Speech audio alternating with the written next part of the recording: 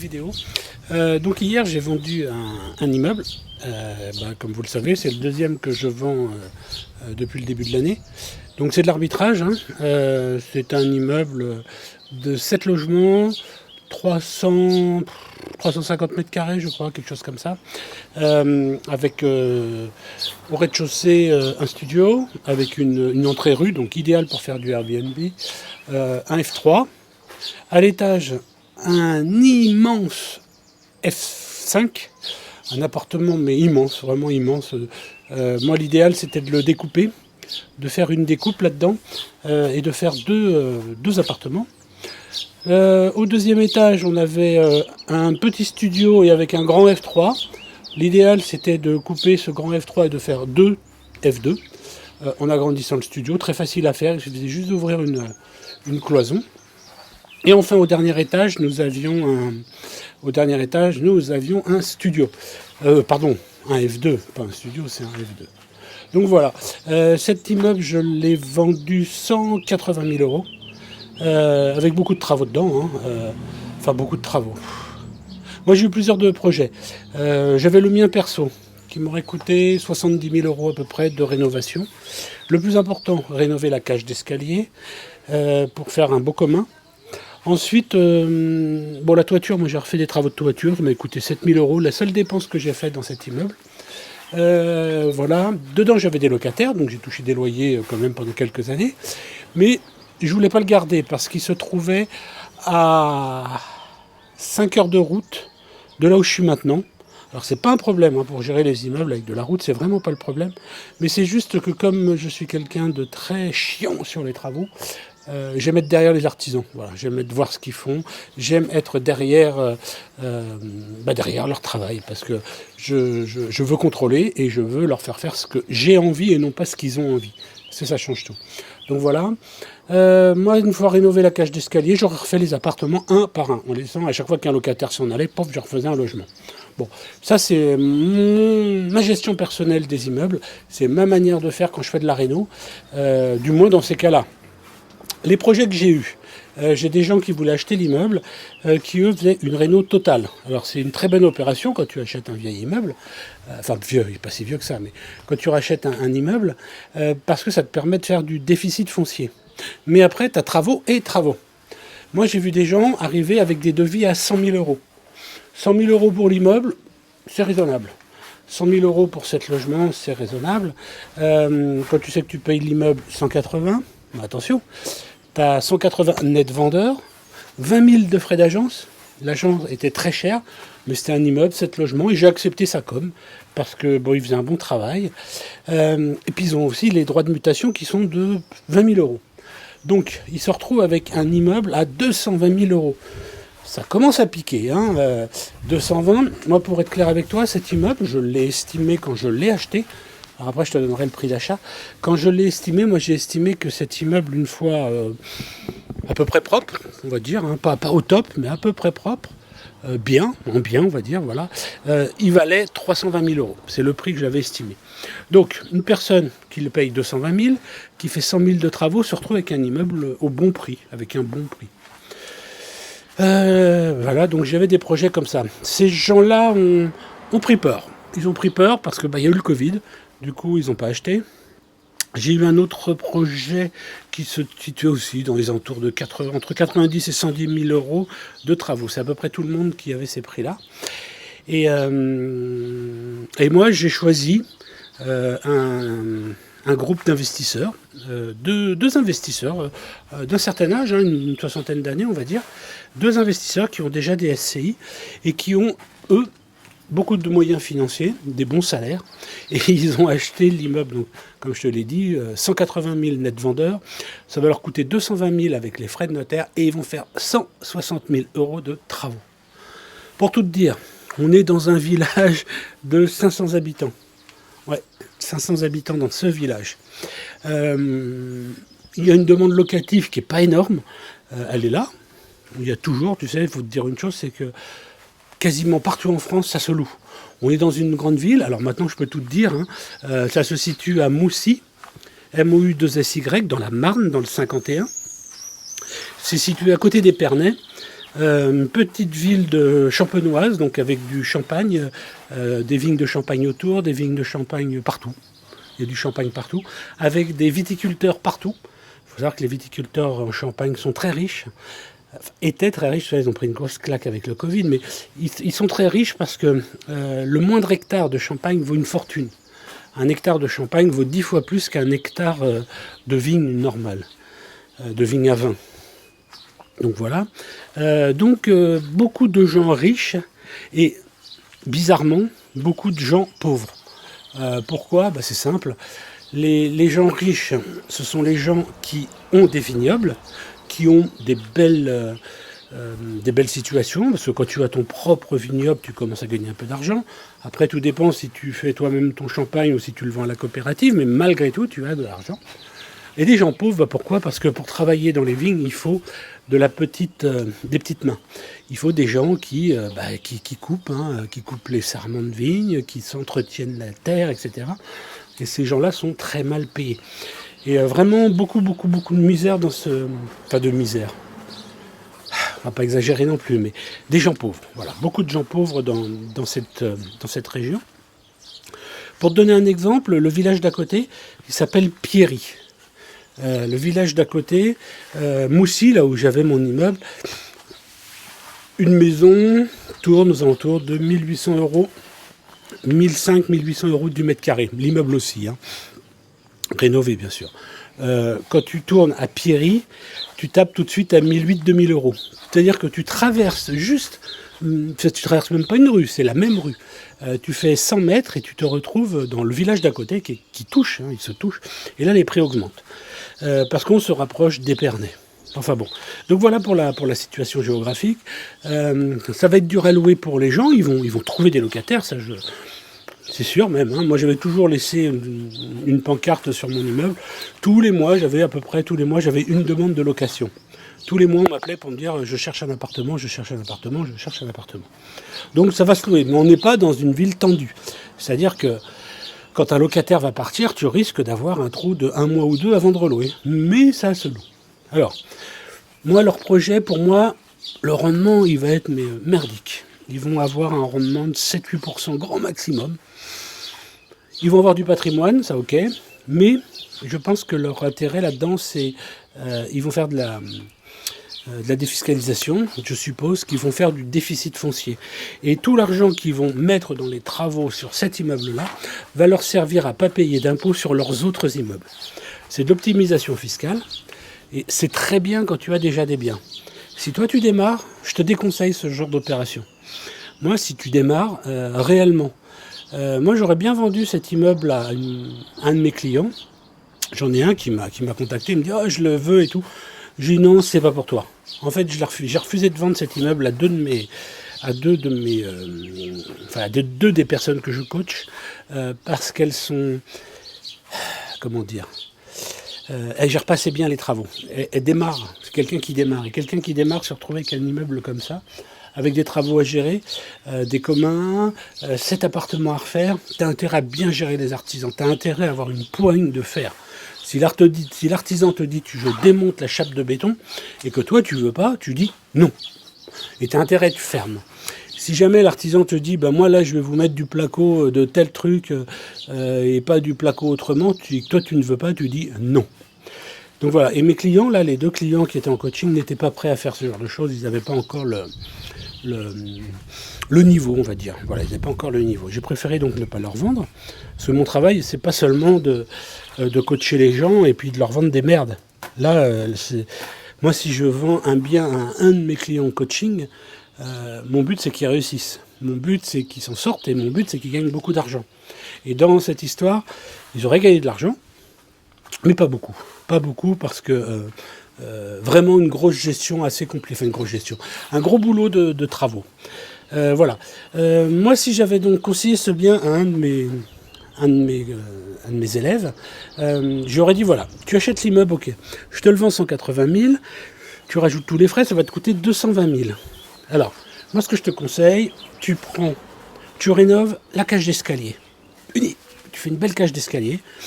C'est tout simple, hein. Tu sais, on est sur un escalier bois, avec une belle rambarde en fer forgé, un truc tout con. Tu la mets aux normes, il manquait, je crois, 5-6 cm de hauteur, parce qu'il y a une norme, ça doit être 1 mètre, je sais plus combien, enfin bon. Tu fais en sorte de te mettre aux normes, ça coûte pas grand-chose. Tu fais une belle cage d'escalier, tu la repeins, tu mets une toile de verre que tu enduis pour faire un beau mur lisse.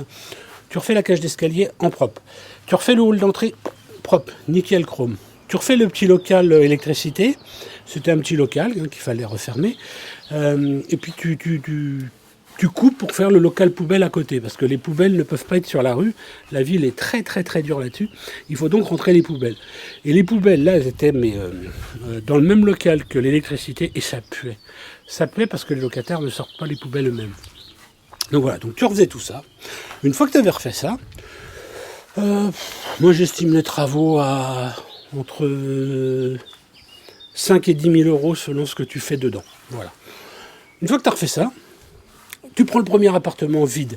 Il faut savoir que moi j'ai vendu l'immeuble vide. J'ai attendu que tous les locataires partent parce que je savais que j'avais 10 fois plus de chances de le vendre nu, complètement vide, que de le vendre loué. Pourquoi ? Parce que les investisseurs, c'est con à dire, mais tous ceux qui suivent les youtubeurs et compagnie, là, ceux qui suivent les investisseurs qui connaissent rien, ils te disent, tu achètes l'immeuble et tu refais tout. Tu casses tout, tu démolis tout et tu repars sur du neuf à 100%. Belle opération, je suis d'accord avec toi dans certains cas, mais pas tout le temps. Et dans ce village-là, je ne suis pas persuadé que ce soit une bonne chose. Pourquoi ? Parce que tu n'auras pas suffisamment de location pour le faire. Mais bon, c'est un truc différent. Et moi, ce que j'aurais fait, j'aurais trouvé des locataires pour 3 logements. Parce que j'avais 3 logements qui étaient propres. À savoir, celui du rez-de-chaussée, qui nécessitait les 2000 euros de travaux. C'est un petit studio, coup de peinture. Peut-être 2-3 points d'humidité à solutionner parce qu'il y avait un petit peu d'humidité qui revenait du sol. Alors la solution elle est simple, hein. Ils ont mis les plaques de placo à ras du sol, à ras du carrelage. Par capillarité, ça remonte. Il suffisait juste de couper les placos à 1 cm du sol. Tu fais un petit joint d'étanchéité en mastic ou en colle PU, là, en colle acrylique. Et c'est fini, hein, tu n'as plus d'humidité, tu refous des pleins, tu mets un petit truc pour stopper l'humidité, tu n'as pas de montée d'humidité. Donc tu faisais ça dans cet appartement, tu refaisais une petite cuisine, parce que là il y avait un petit plan de travail tout con avec un petit évier moche. La salle de bain, ça allait. Bon, tu aurais pu refaire un peu de carrelage, etc. Donc tu refaisais ça. Tu mettais 2-3 000 dans le truc et tu pouvais relouer le studio 350-400 euros. Mieux, tu le prends, tu le mets en Airbnb. Pourquoi Airbnb ? On est en plein sur la route de Champagne. Qui dit route de Champagne dit beaucoup de voyageurs qui viennent pour visiter les caves de Champagne.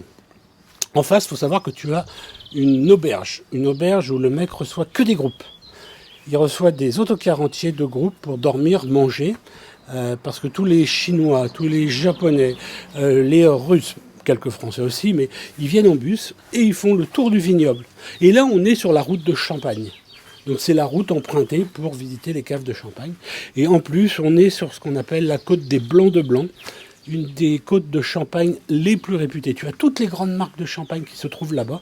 Et le coteau de Moussy est très réputé. Bon, tu faisais un Airbnb, donc soit tu le louais en meublé, 400 euros, soit tu le mettais en Airbnb et tu tirais 1000 euros par mois de revenus. Facile, hein, vraiment facile. Ensuite, tu avais le F3. Le F3, dedans, il y avait un monsieur qui venait de mourir. Moi, il ne me payait pas les loyers, mais je m'en foutais, parce que vu le prix que j'ai payé l'immeuble, je te le dirai après. Moi, cet immeuble, il ne me payait pas les loyers, donc moi, j'ai pas pris le temps de le faire. Comme il était mort, il aurait fallu déblayer tout ce qu'il y a dedans. Moi, j'ai pas voulu le faire, j'ai vraiment voulu juste le vendre. Voilà, j'ai pas voulu m'occuper à passer du temps, à payer des gars, etc. Mais tu le vides.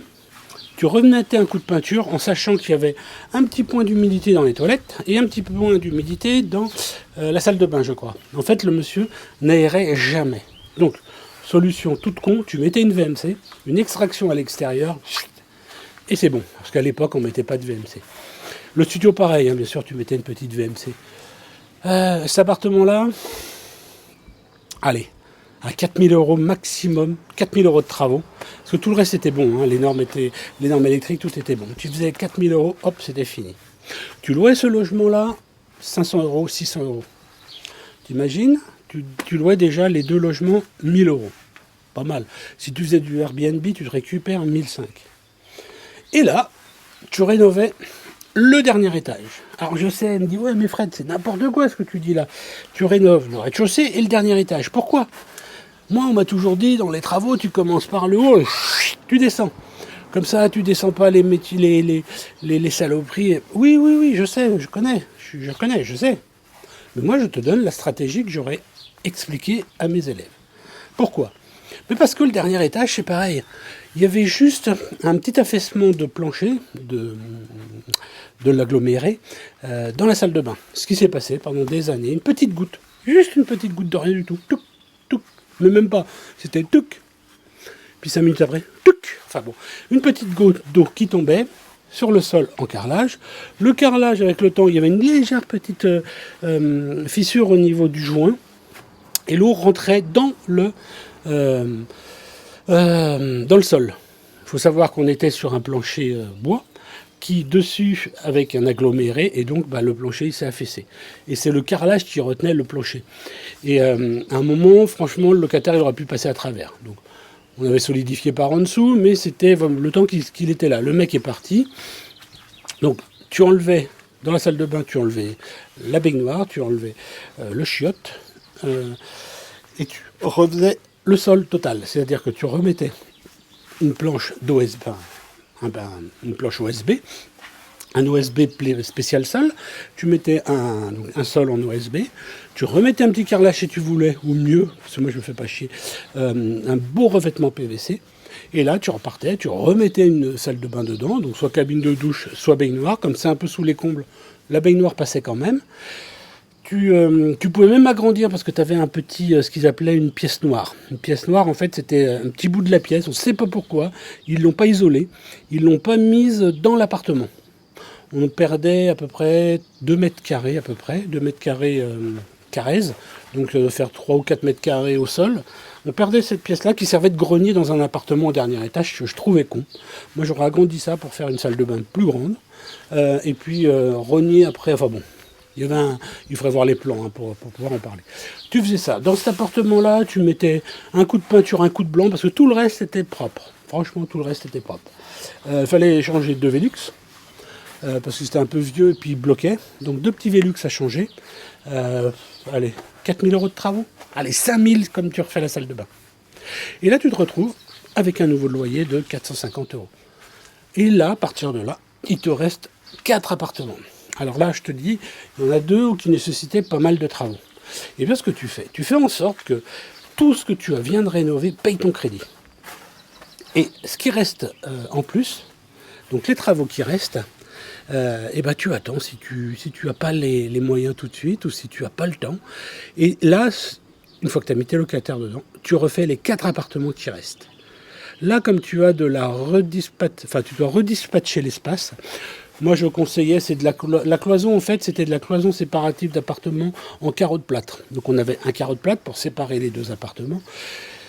D'un côté, tu avais carreau de plâtre au milieu pour faire la grosse séparation. Et de chaque côté de l'appartement, tu avais polystyrène plus carreau de plâtre, de chaque côté.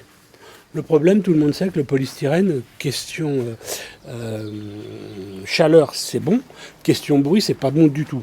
Ça isole pas du bruit. Donc, tu cassais tout, tu enlevais tout. Tu mettais une cloison placo-style, donc en ossature acier, en rail et montant. Et tu y mettais soit un rail de 80, enfin de 90, ou tu restais en normal, en rail de 48. Et dedans, tu mettais de la laine de roche. De chaque côté de la... Enfin, oui, alors, un truc important quand on fait des séparations d'appartements. D'un côté, tu mets un double pot, donc 2 épaisseurs de plaques de placo, et de l'autre, tu mets 3 placos. Pourquoi on fait 3 et 2? En fait, c'est une question de résonance, une question d'acoustique. Si des 2 côtés, de chaque côté de la... En fait, en acoustique, il te faut du dur, ce qu'on appelle du dur, donc carreau de plâtre, du mou qui va venir tuer le bruit. Le mou, c'est donc l'isolant. Et tu reprends du dur qui recasse encore le bruit. Et l'accumulation de dur, mou, dur, ça nous donne une isolation phonique. Il faut savoir une chose, c'est que quand tu as d'un côté 2 plaques de placo, par exemple, et 2 plaques de placo de l'autre côté, tu rentres en résonance. C'est-à-dire que comme on a la même épaisseur des deux côtés, ça résonne. Ils sont sur la même fréquence et du coup les bruits graves peuvent passer. Pour solutionner ça, tu verras que dans les normes placo, on met toujours un nombre différent de plaques d'un côté et de l'autre de la cloison. Et donc d'un côté tu mettrais 2 cloisons, 2 plaques de placo, et de l'autre tu en mets 3. C'est tout con, mais alors là tu te retrouves avec un mur mais déjà très solide et en plus qui ne laisse passer aucun bruit.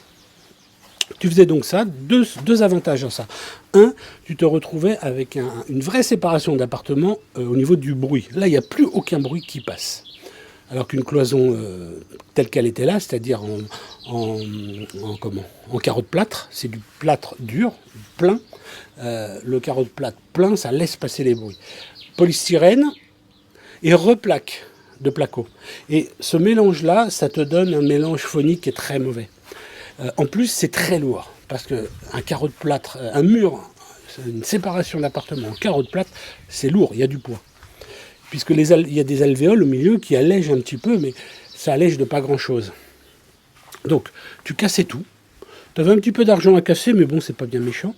Tu démontais tout. Une fois que tu avais tout démonté, tu redispatchais l'espace total des 4 appartements, là, des 2 sur le deuxième étage, 2 sur le deuxième étage et 2 appartements sur le premier étage. Tu redispatchais le tout. Et là, tu te faisais 4 petits appartements. Mais là, tu prenais ton temps. Tu peux prendre des artisans quand ils ont des trous. Tu peux prendre ton temps pour le faire.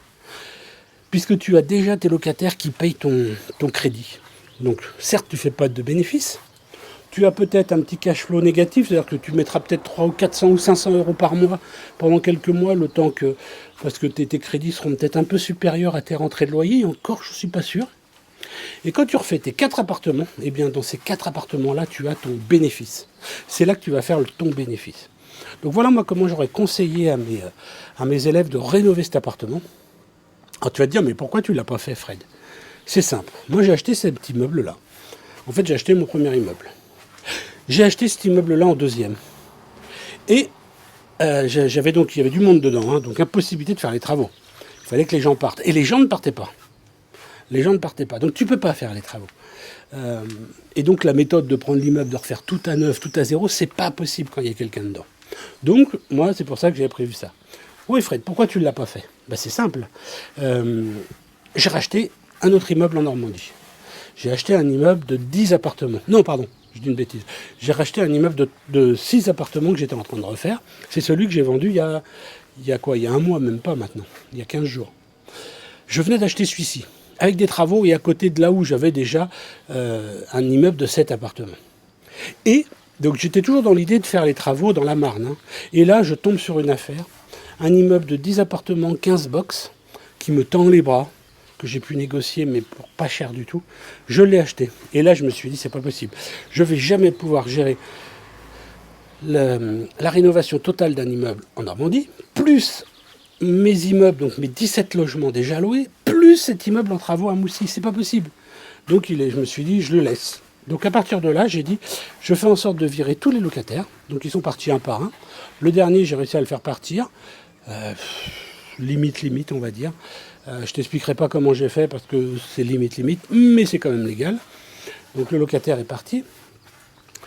Et je me suis dit, maintenant, je le vends. Pourquoi je le vends? Bah écoute, j'aurais pu investir, 10 000 de travaux. Si j'investissais 10 000 de travaux, j'aurais pu le vendre 30 000 euros de plus. Donc tu te dis, c'est cool quand même, putain, tu mets 10 000, t'en récupères 30. Ouais, je suis d'accord. Mais tu sais, quand tu achètes un immeuble, comme moi je l'ai fait, alors maintenant je veux parler chiffres, je l'ai payé 120 000 euros, tout frais compris. 120 000 euros. Je le revends 180 000 euros net vendeur. Je fais une plus-value de 60 000 euros. Je ne sais pas si tu te rends compte, 60 000 euros en 3 ans, à rien faire. Je suis allé là-bas 3 fois. Une fois pour le visiter. Ah non, je dis une bêtise. Donc, une fois pour le visiter.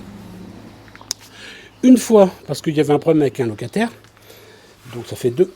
Une 3e fois parce que j'ai été voir avec un artisan pour commencer des travaux. Puis quand j'ai vu comment ça se passait, les artisans m'ont pris pour un viticulteur, donc des prix très chers. Enfin, plein de choses qui n'allaient pas. Parce qu'il faut savoir que là-bas, tu as des prix très chers aux artisans parce qu'ils se disent, on a affaire à des gens qui ont de l'argent. des viticulteurs, donc nous, on va être cher. C'est étonnant, mais c'est comme ça. La 4e fois, j'y suis allé avec l'agent immobilier pour lui faire visiter. Et c'est tout. J'ai été 4 fois, allez, peut-être 5. Je me rappelle même pas. Non, la 5e fois, c'était pour aller voir mon avocat pour remplir des papiers. Donc j'y suis allé 4 fois. En 3 ans, j'ai été dans cet immeuble 4 fois. J'ai touché des loyers et je gagne 60 000 € à la revente. Alors, brut. Puisque quand j'ai déduit tous les frais, il va me rester dans... Alors, plus que ça, parce que bon... Mais j'ai 15 000 € de plus-value. Donc il me reste... Enfin, de taxes sur la plus-value à payer. L'État me prend 15 000 €. Il me restait 45 000 € net dans ma poche. 45 000 € net, alors que j'ai rien foutu dans l'immeuble. J'y suis allé 4 fois. Il m'a rapporté des loyers. Il m'a rapporté aussi un peu de déficit foncier. Écoute, que demander de plus? Est-ce que vraiment j'avais envie de gagner 30 000 de plus en mettant 20 000? Donc au final, il me restait 20 000. C'est normal, hein, 30 000 de plus que les acheteurs auraient mis. Sur les 30 000, je retire les 10 000 que j'ai investis, il me restait 20 000. Est-ce que j'aurais trouvé un acheteur qui était prêt à mettre 240 000 dans cet immeuble? Peut-être, mais ça aurait été plus long. Ensuite, autre solution, je le rénovais totalement. Je mettais ce que moi j'avais estimé mes travaux, 70 000 € de travaux, et je le revendais. Oui, mais je le revendais combien? Aujourd'hui, je le vends 180. D'accord? Ce qu'il faudrait pour... si je voulais le revendre avec le prix des 70 000 des travaux, il faudrait que je le vende 280. Mais si je fais 70 000 de travaux pour le revendre le même prix, ça, pour récupérer autant d'argent, c'est-à-dire 60 000, ça n'a aucun intérêt. Pourquoi prendre un crédit de 70 000 € ou mettre 70 000 € de trésorerie dans un bien qui ne va pas me rapporter plus? Aucun intérêt. Si je mets 70 000, il faut que ça me rapporte au moins 30%. C'est un minimum. Sinon, moi, je ne mets pas d'argent si la paire ne me rapporte pas 30%. Ça veut donc dire quoi? Qu'il aurait fallu que je vende cet immeuble 280 000. C'est le prix qu'il vaut. Le mec qui me l'achète, il ne fait pas de plus-value. Le rendement n'est pas terrible. Moi, vendre un immeuble à 8, 9, alors là, avec mes frais réduits, moi j'aurais fait des travaux réduits, j'aurais pu vendre l'immeuble à 9%. Mais qui achète un immeuble à 9% à part des... Bon, moi, je ne vais pas le dire parce que tu vas être fâché quand toi tu vas avoir tes rendements. Mais voilà, c'est plus compliqué à vendre. Et surtout, la personne qui va m'acheter un immeuble, tous travaux faits, avec 0 travaux à faire, parce que du coup j'aurais tout fait, il n'a plus de défiscalisation, il n'a plus de, de déficit foncier, et c'est plus intéressant du tout. Hein. Donc je suis certain d'avoir fait la bonne opération. J'ai dit, je préfère gagner 60 000 € tout de suite, maintenant, cash, plutôt que de dépenser de l'argent et mettre du temps à revendre mon immeuble. Alors oui, je l'aurais loué, j'aurais touché des loyers. J'aurais pu aussi, tu te dis, le garder une fois rénové, hein, et puis garder le locataire dedans. Ouais, je sais, je suis d'accord avec toi. Ça, j'aurais pu par contre. Mais j'ai un patrimoine immobilier qui est quand même conséquent. J'ai beaucoup de locataires. Rien que sur la Normandie, je dois avoir 27 ou 28 locataires. Je suis plus à 7 ou 8 locataires, enfin je suis pas à 7 locataires près pour cet immeuble-là, en me disant, il est à 7 heures de route, enfin il est à 8 heures de route aller-retour, si je voulais y aller, bon. Est-ce que ça vaut le coup? Oui, ça vaut le coup, à gérer ça vaut le coup, mais pas en faisant les travaux. Voilà, pas en faisant les travaux. J'ai pas envie de me faire chier avec ces travaux. Trouver des bons artisans, j'étais pas sur place, trouver des bons artisans, faire des réunions de chantier toutes les semaines. Ça voulait dire que toutes les semaines, il aurait fallu que je me tape 8 heures de route. Parce qu'il n'y a pas de train pour aller là-bas. Hein. 8 heures de route, aller et retour. Pour tout te dire, tu sais, je suis pilote privé d'avion, c'est-à-dire que je pilote des petits avions. Hein. À un moment, je me suis dit, tiens, je vais prendre l'avion du club, je pars de chez moi, je prends l'avion, je décolle, j'atterris et j'ai 30 bornes après de l'aérodrome jusqu'à Moussy ou un truc comme ça pour aller... Et puis je dis là, je prends un petit vélo électrique, et puis merde, on me fait chier, quoi. Donc j'ai pris 60 000 €, net 45 000 dans ma poche. Écoute, tu sais quoi? Je suis heureux, voilà. Donc voilà, je voulais t'expliquer cette opération immobilière qui n'est pas courante. C'est rare que, moi je suis pas marchand de biens, hein. C'est rare que tu achètes un immeuble, que tu le loues, et puis que tu le revends avec plus-value sans travaux. C'est pas le but. Je ne suis pas marchand de biens, du moins pas encore. Donc c'est ce qu'on appelle de l'arbitrage. Voilà. Aujourd'hui, je me suis délesté d'un petit crédit, hein, pas grand-chose. J'avais emprunté 130 000 € pour cet immeuble. J'avais pris un crédit à 110% plus travaux que j'ai jamais fait. J'ai jamais fait tous ces travaux. Du coup, j'avais une trésorerie importante. J'ai préféré racheter le crédit, je me libère de 130 000 euros, voilà. Et l'avantage, c'est que quand je vais vouloir racheter un nouveau bien, mon banquier sait pertinemment que 130 000 euros pour moi c'est de la rigolade, puisque j'ai remboursé mon crédit pendant 4 ans et que j'ai jamais eu de défaillance ni quoi que ce soit. Il sait que c'est jouable, donc il a confiance en moi. Et là, du coup, je cherche un autre bien. Là, j'en ai trouvé un, je ne sais pas si ça se fera, je t'en dirai plus. Là, comme je t'ai déjà fait 2 vidéos où je t'explique 2 biens, mais j'en ai trouvé un 3e. Donc voilà, je voulais t'expliquer cette stratégie immobilière qui est un peu spéciale, qui est une question de vendre un bien, de le louer, et au bout d'un moment de le revendre, en arbitrage. Alors si les impôts te disent « Ah oui, mais là vous venez de faire de l'achat-revente, on va vous mettre marchand de biens, on va vous taxer sur la TVA, tu peux toujours te défendre. Tu peux toujours expliquer pourquoi tu l'as vendu. Un arbitrage. Et un arbitrage, ça peut se négocier en cas de contrôle ou autre. Tu leur expliques. Tu leur expliques pourquoi c'est de l'arbitrage. Moi, j'en ai parlé avec mon notaire et ça tient largement la route. Largement. Quand tu as autant de routes, moi, entre-temps, j'ai déménagé, j'ai acheté cet immeuble, j'étais en région parisienne. J'ai déménagé, je me suis éloigné de 2 heures de route. Mais vraiment, ça s'explique. Ensuite, moi, je peux démontrer que j'ai passé des annonces tout le temps. Enfin, qu'il y avait toujours des annonces ou des panneaux alloués sur mon immeuble. Vraiment, je peux tout expliquer pour dire, voilà, je l'ai vendu, pas pour faire du bénéfice, mais je l'ai vendu parce que j'avais pas le choix.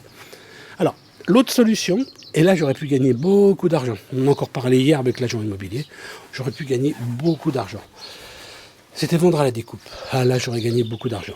C'est-à-dire que je revendais chaque appartement, je rénovais la cage d'escalier, c'est tout.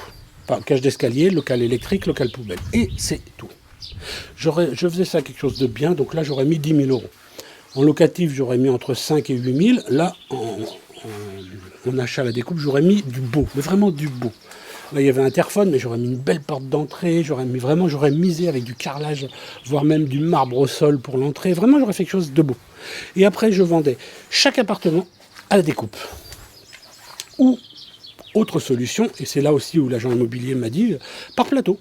C'est-à-dire que je vendais le rez-de-chaussée à un investisseur qui aurait mis 80 000 euros. Je vendais le premier étage à un investisseur qui aurait mis 80 000. Alors, en fait, non.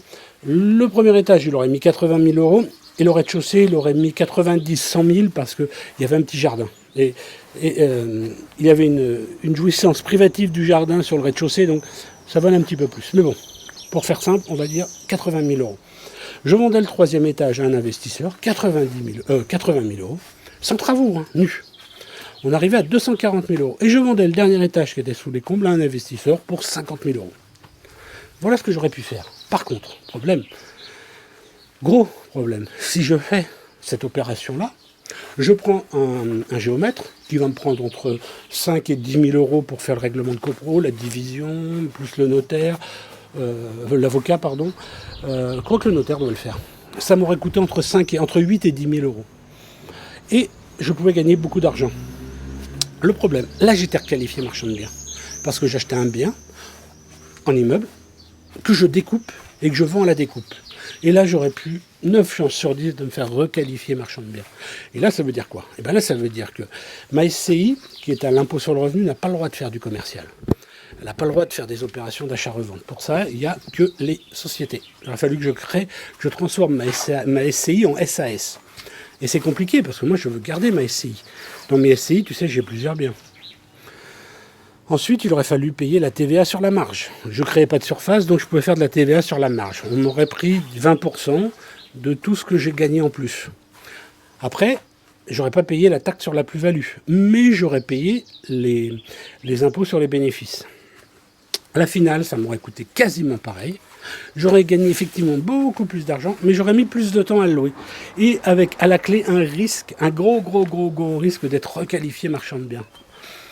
Alors, autre solution, je revendais mon immeuble, c'est-à-dire que je créais une SAS, une société, je me revendais l'immeuble, je repayais les taxes de 5,15, je me revendais l'immeuble à moi, à ma société, et la société faisait la division. Franchement, c'était une galère. C'est vrai que j'aurais pu gagner pas loin de 100 000 euros. Je pense que dans l'histoire, je pouvais me faire un bon billet de 100 000 sur cet immeuble-là. Mais écoute, j'ai pris 60 000 à rien faire, à pas me casser la tête, à zéro risque. Au niveau fiscal, je suis transparent. Les impôts sont pas de problème sur le truc. Je paye ma plus-value. Mais écoute, j'ai choisi la facilité. Et moi, on m'a toujours appris. Un bon tien vaut mieux que deux, tu l'auras. Et tu sais, moi, dans la vie, je préfère avoir 100% d'une somme. Pardon, je dis n'importe quoi. Je préfère avoir donc 70% d'une somme que 100% de zéro. C'est-à-dire que là, la découpe, c'est hypothétique. Quand j'aurais eu cet argent, combien de temps il m'aurait fallu pour vendre? Le premier plateau, je l'aurais vendu facilement. Le deuxième, un peu plus dur. Mais le troisième et le quatrième. Et si ça se trouve, c'est une opération qui aurait duré 2 ans.